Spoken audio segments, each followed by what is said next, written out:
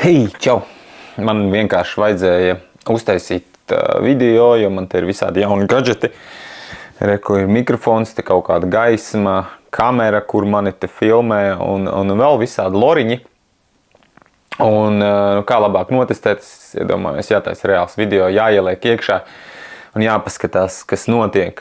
Un video ļoti vienkārši, un tā doma ir uztaisīt video un sadaļu, ko es iemācījos no, ir tāds personāžs cilvēks, Dereks Sivers. Un man liekas, ka tā ir viņa ideja, viņš ir aizsācējis ļoti tādu plašu kustību, varbūt, ka vēl nav, bet ir cilvēki, kas to izmanto, un tas ir mājaslapās, savās privātajās mājaslapās vai uzņēmumu mājaslapās ievieš tādu sadaļu, kas saucās tagad vai now page.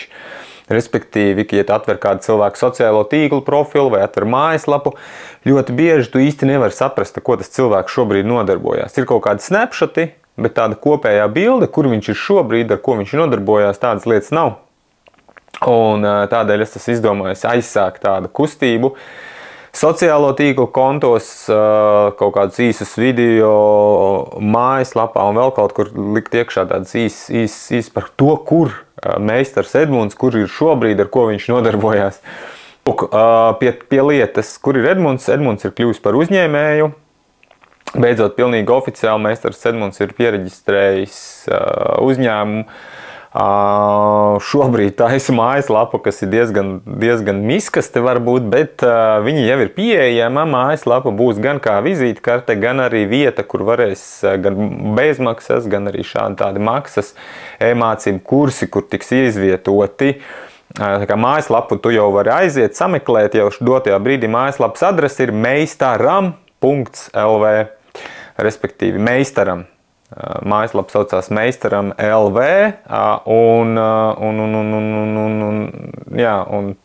droši skaties, var kritizēt un visu pārējo pamazām es tur visu uzlaboju, lieku iekšā.